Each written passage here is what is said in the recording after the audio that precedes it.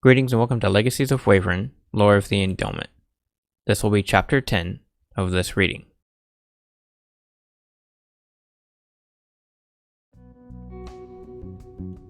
A week had passed, and throughout it we had been hiding out in a hotel in Manhattan, New York.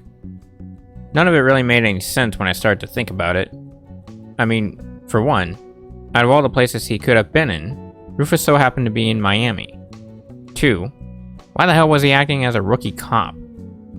And 3. The crazy bastard was actually trying to pull off being smart by making a deal with the King of Darkness just to make some stupid ass invention. Funny thing though, it was a bit cool. Just a bit.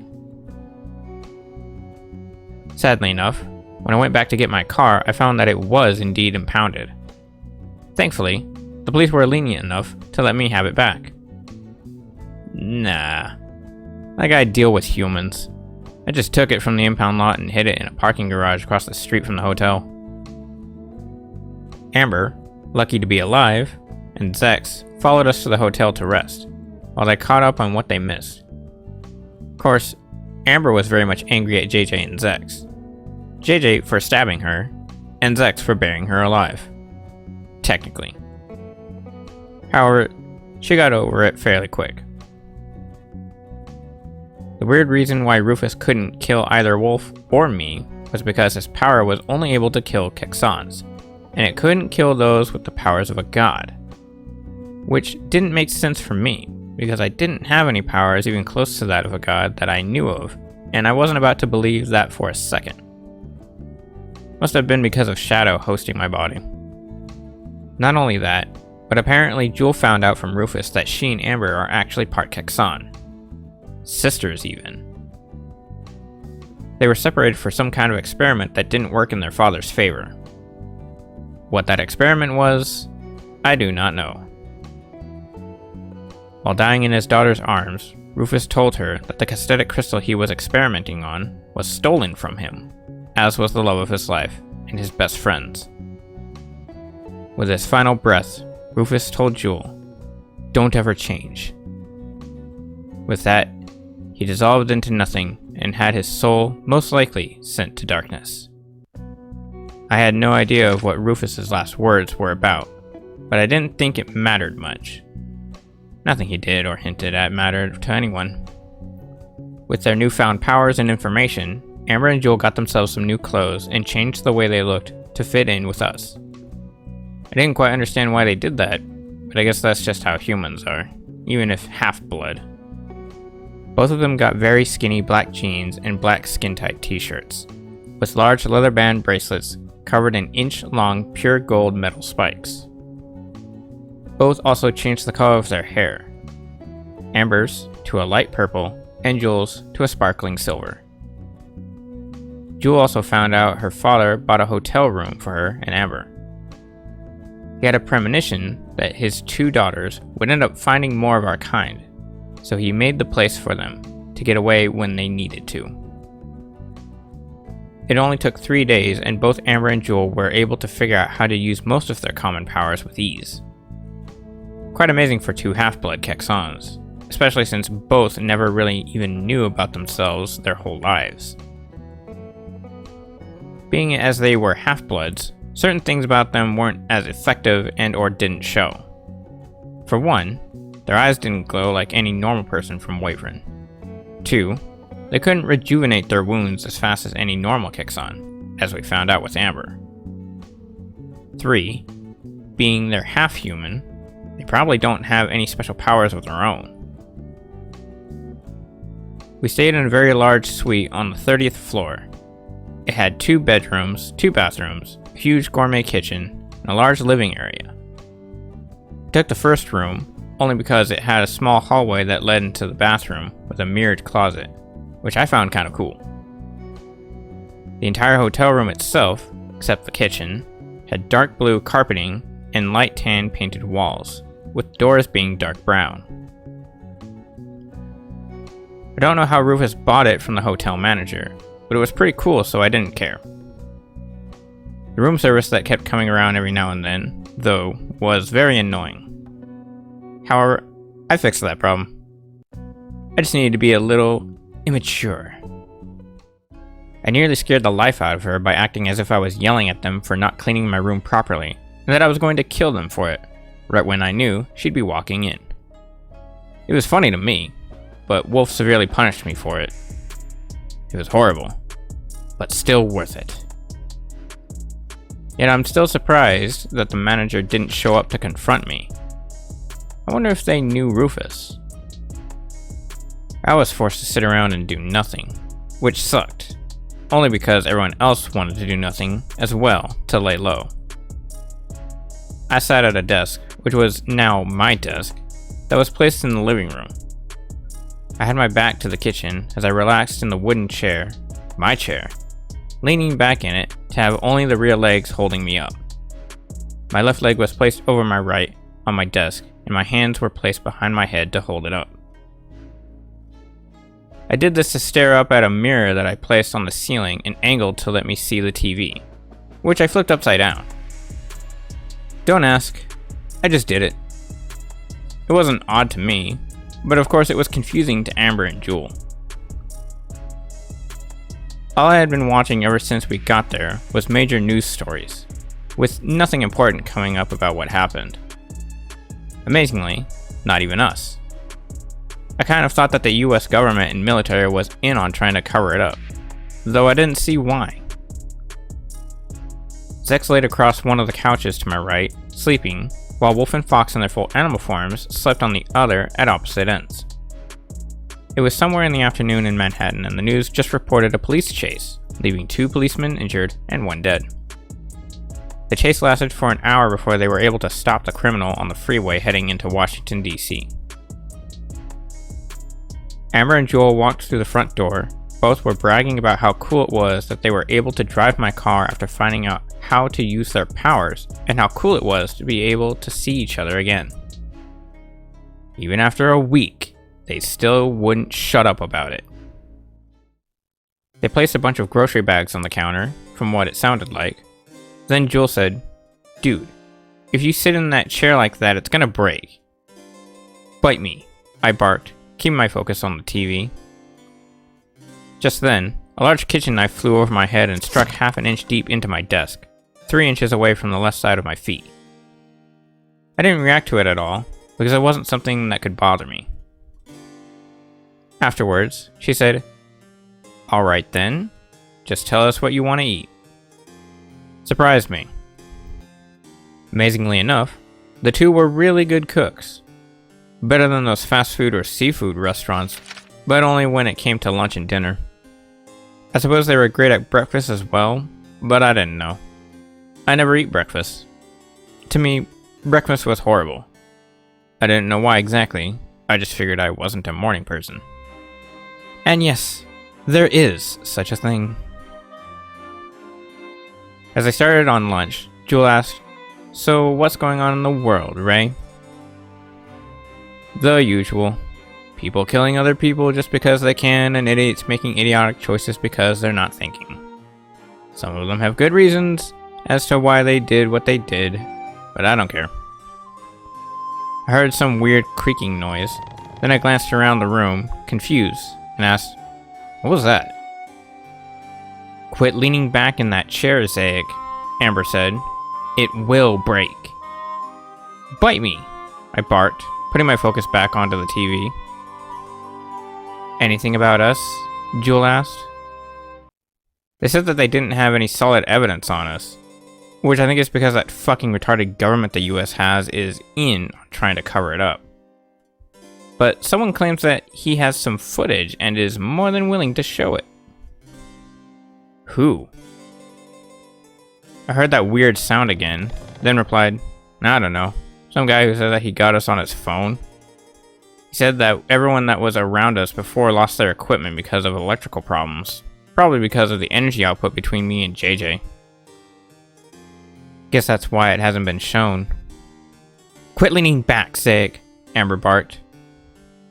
I ignored her as I continued, knowing that what I've seen with human technology, it's most likely not good footage if he was at a distance, so don't get your hopes up on getting your face on TV. "Oh well," Jewel said.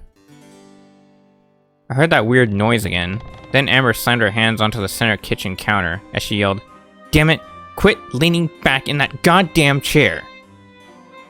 She then threw another kitchen knife at me, striking my desk at the right side near my feet. "Bite me!" I barked again. "I will if you don't knock it off." Gross. With that, our downstairs neighbor banged something up against their ceiling as they yelled, "Keep it down up there!" "Sorry," she yelled at the floor. She then turned to her sister and asked, "Think we can make that special thing we heard about at the mall?" "Easily," Jewel replied. Amber and Jewel continued with lunch, while I heard that weird sound again. I heard the news end one story, then start on the other, as I said, "Okay, they're gonna show the footage now." Wolf and Fox quickly sat up to face the TV, as Jewel dropped what she was holding and ran over to my left side. Once near, she used her powers through her right hand to flip the TV upright. I had to lean a little over to my right to look at the screen and saw two humans sitting at a desk. They had about a 2-foot distance between each other, one male and the other female, with both in dark gray suits. No one knows who these people are, or what they are for that matter, the anchor woman continued. But all we know is that this recent video clip, given to us by an anonymous person who was a witness of this catastrophe, shows us that whoever these people are, they are not human. Better not be fucking human, I thought. The news crew played the video clip, which to my surprise had a very good and clear quality picture on us. However, it wasn't from the first incident, it was from the second. The video first showed me having that stupid gunfight with the cops. Of course, to the human eyes, there wasn't much to see. Probably couldn't slow it down enough to get a good reading. It then showed the fight between Wolf and Rufus, and, again, still nothing much. As the clip was playing, the anchor woman said, "They seem to look like ordinary people at first glance. But as you can see, they have strength and speed beyond any normal person's capability." "That's right," the anchorman said. "And if you look closely." They then paused the clip just as Wolf walked back onto the street after kicking Rufus into a cop car, where they zoomed in on her head.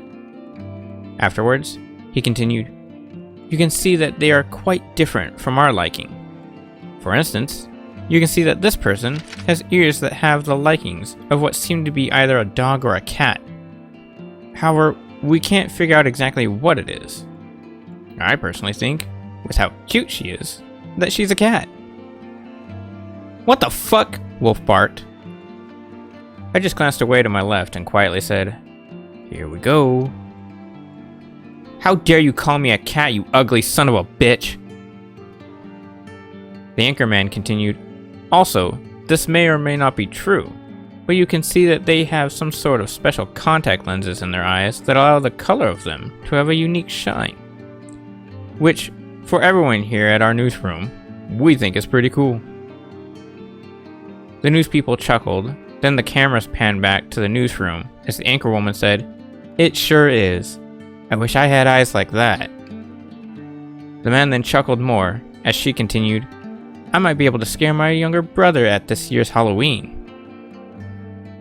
The two laughed a little bit more, then the anchor man turned to one of the cameras and said, "In a related story, a large white freight truck was spotted driving recklessly on Ocean Drive in Miami, Florida. Officials say that when they tried to lure the vehicle into a sand pit, the truck suddenly swung to its left and collided into parked traffic on both sides of the roadway. Luckily enough, no one was hurt." Watching this, I thought, "Creator, go faster, will you? I hate the news. They never get things done fast enough." No one knows exactly what happened to cause the crash, or for that matter how it started, other than the speculation of bad maintenance. Some say that the crash had to do with the strange people that were also at the scene. When officials tried to question them, they only ignored them and continued with their business. All we can say for now is that we here, at our newsroom, are unsure of what really went on in Florida. He then turned to the woman and asked, "Boy, What a day for those officials, wasn't it? She gave a pathetic chuckle as she turned to the man and replied, "You can say that again." Both anchormen turned back to the front camera as the woman continued, "In other news, the city of Miami, Florida." Instead of listening to the rest of what they had to say, I raised my left leg up and slammed my heel onto the remote control on my desk. That changed the channel to another news team, where they were just getting into something about helping others over something. Sorry, but I don't pay that much attention. Like I said, I hate the news. Just as bad as Mondays. And humans. I placed my left leg back over my right, leaning my head back to relax as I said, "About damn time. Jeez." Crossed my arms on my chest as I went to take a nap, letting my head hang over the backside of my chair, and said, "You guys can do whatever you want with that damn thing now. I just wanted to see what they thought of us." "Looks as though they didn't think much," Zaec said, apparently awake when the news was talking without moving from his position. Wolf moved back to lie on the couch, then said, "I can't believe that little shit asshole prick of a bastard ape called me a cat." Fox giggled at that. Then as she moved back with her friend, she said, "Don't worry about it, Wolfie." She motioned to lie next to Wolf, while rubbing up against her underside as she continued, "But I bet you would look cute if you were a kitty cat." While they fell asleep, Fox giggled one last time, then quietly and softly said, "A cute little kitty cat cat." "I hate cats," Wolf softly barked. "I hate humans," I randomly muttered. "I love Wolfie," Fox joyfully barked. "And I love soda." Jewel returned to her cooking, while Amber said, "I swear to God, Zaec, you're gonna break that chair. And when you do, you're gonna get pissed off and throw a big fit about how humans make crappy chairs that can't withstand being used in any way possible." Though she was right about how I would feel about human-made chairs, I didn't give a rat's ass. I didn't really give a crap about what Amber or anyone had to say to me anyways. She could just bite me for all I care. I felt comfortable leaning back in my chair. It was my damn chair. I heard that weird creaking sound once again as I leaned back a little more in my chair for my nap. Then the back legs broke from under me and quickly slammed my ass onto the floor. Shortly after that, the back of my head struck the ground and I laid on my back flat on the floor. I moaned in anger and thought, "Creator, damn it. I hate humans and their inferior creations. I'm gonna smack someone. Stupid piece of shit chair. Humans need to make something that can stand up to unlimited uses, including chairs. Damn dumbass humans. Hate them." However, after a few seconds of lying there, I just decided to forget about it and nap on the floor. Amber and Jewel laughed and joked about me, then continued cooking. After a couple laughs, Wolf said, "You were warned, my lord." "Hey," I barked. "Shut up." My last thoughts, before falling asleep, were, I hope Serena's okay. Sailors better bring her back unharmed. And when's father gonna get here so I can smack him one? Bastard. I was mostly worried about Serena though. Knowing father and JJ, she would probably be beaten to death just to send me a message. I was on the floor for an hour until someone threw something at me. Whatever it was, it just bounced off my forehead and landed back in the kitchen. With that, Jewel gently called out, "Lunch is ready, everyone." I motioned to stand up and get a plate of what I thought looked and smelled like very good food, along with 2 cans of soda. I then went back to my desk and placed my plate down, where I also kicked my chair aside with my right foot. The chair flew to and bounced off the right side wall, where it was repaired using a small portion of my powers. It flew off and fell back down near my desk on its 4 legs, where I sat in it again without leaning back. I stared at my food for a moment, not sure of what it was, then asked, "What's this?" Amber looked over at Jewel, irritated, and said, "And he calls us idiots."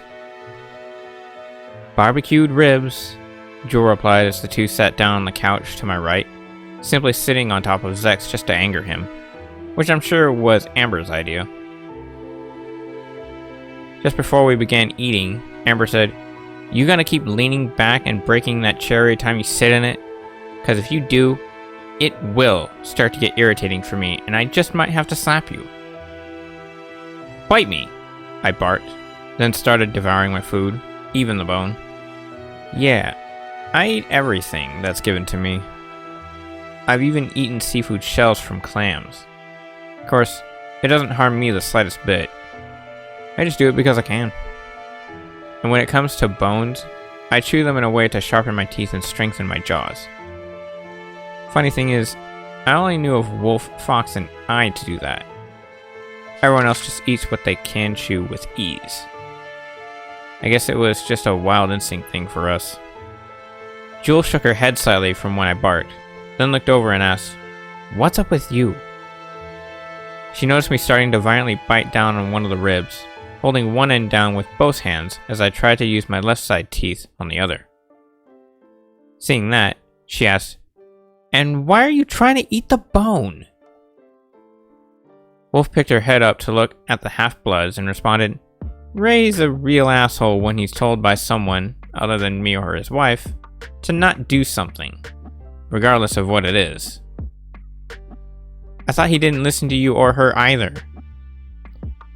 "No, that's just when driving." "It's normal," Fox added. "All Kexons are like that. Plus, he eats like that because he wants to be like my Wolfie." "Bite me," I murmured as I continued to chew away the first bone. Jewel sighed as she raised her left hand and used her powers to call the remote over to her, changing the channel to watch something else. She changed it to some dumbass human comedy show, which I personally found that it wasn't funny. I hated general comedy. Irony is truly the funniest thing you can come across, no matter the situation. That's why I thought Rufus was so funny before he died. As Jewel got ready to eat, she quietly said, "You need to learn some manners, Ray." I then started lightly growling as I drew halfway from eating the first bone, trying my hardest to bite down on it, possibly break a piece away. Just then, the channel changed again because of a breaking news story, which was about another mysterious event that was happening right then and there. As we watched, we noticed that the area they were taping in was in Manhattan, just down the road at the mall where Amber and Jewel were recently in. The report was about a man in white that was destroying the mall looking for someone. Every time anyone tried to get close to stop him, he would slam them into the nearest wall without even touching them. As a few officers tried to fight the man off, he quickly turned and threw an energy blast at them. When it exploded, we could hear and feel the power of the attack in the room. Amber wiped her mouth with a napkin as she turned to me and sarcastically asked, "Gee, I wonder who that is." "Damn it," I said, still biting down on the first bone. I wanted my soda. I then dropped the rib back onto the plate and stood up, wiping bits of food from my face and hands. I walked into my room and went to the closet, sliding the mirrored door first, then some clothes to reveal a hidden weapon rack. It had just about every handheld gun from the human world, old and new, all in perfect condition.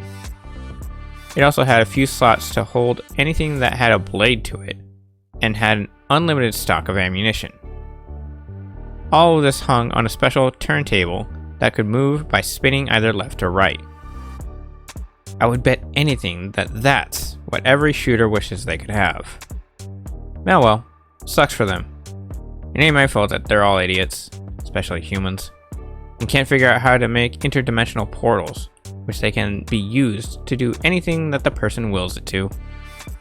But then again, I was the only one even of my kind that could do that sort of thing. I'm not sure why.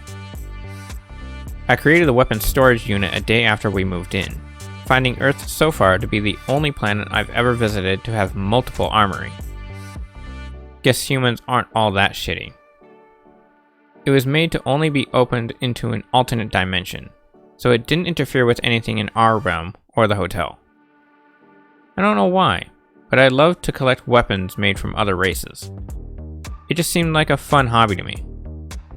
However, I never really used any weapons in combat, so the stuff just sort of sits around and does nothing. My pistols were an exception because they were really fun to use once in a while. However, they do get boring when you know that close and hand-to-hand combat is far better and more effective. After turning the rack a few times, I reached for a very large double-edged sword. This sword was called Galadin, made by ancients who were believed to have lived before the Empire from a very shrouded race called a Beki. Yet the sword itself was wielded only by Kexans after the last of the ancients died out. The weapon was 5.5 feet long, the blade 2 inches thick and pitch black, with a reflective purple line that was 1/2 inch thick going down the center. The edges were completely jagged, with a few missing teeth that were broken off from battle. Each tooth was 2 inches long and was dark red, while also very sharp to the touch. Trust me, I know. I cut my hand off on accident once with it. Hurt for a few minutes before growing back. The hilt was pearlescent purple, with a blue steel ring welded a quarter of the way into the bottom. From what I know, ancients were very powerful people, nearly equal to gods in the mortal realm. Ancients existed within all races along the Wavryn system, and lived in harmony with all of life's gifts. Weapons were never used for battle. Everything they created was a means to protect those of the future from evil, and was never wielded by their hands personally. They knew of our coming, and wished that some would not let our worlds fall into darkness, using these great artifacts. Yet when power came into play on Bodor for rule, most of the ancients mysteriously disappeared from existence. Even though they could live forever and never grow old, something caused them to vanish. The few that are around now know nothing of what happened, yet they also don't care. Even so, some believed that the true ancients still live in some shape or form of life, hidden from those who wish to use their powers for their own selfish gain. Not me, of course. Ibekis were always shrouded in mystery. They never wished to speak to anyone beyond their own world. A world no one knows of, where it is, or if it even still exists. An Ibeki was what dumbass humans called an anthro. Apparently, this anthropomorphic is a creature other than normal that can act like normal. I don't fucking know or care to understand.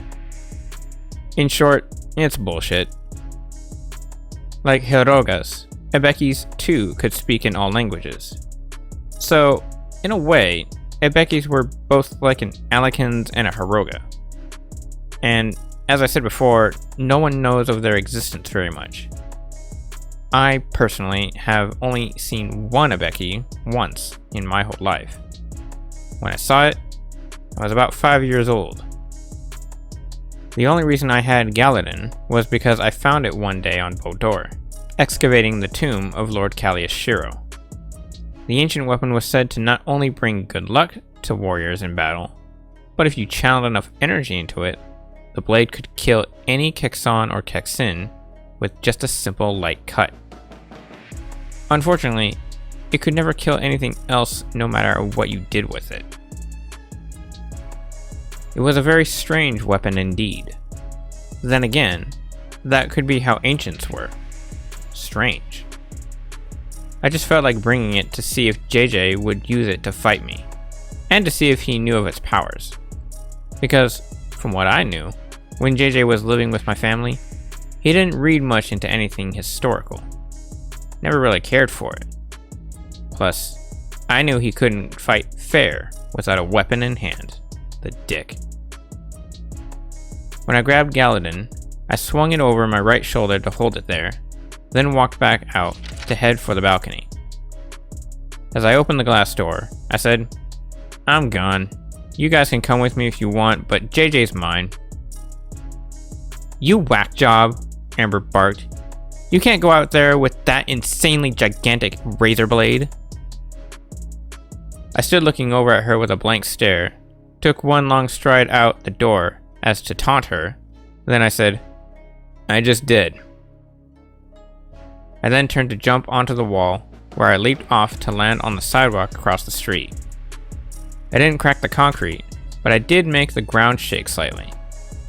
The people around me were frightened for a moment when they saw me, yet somehow calmed as they watched me walk away to head for the mall.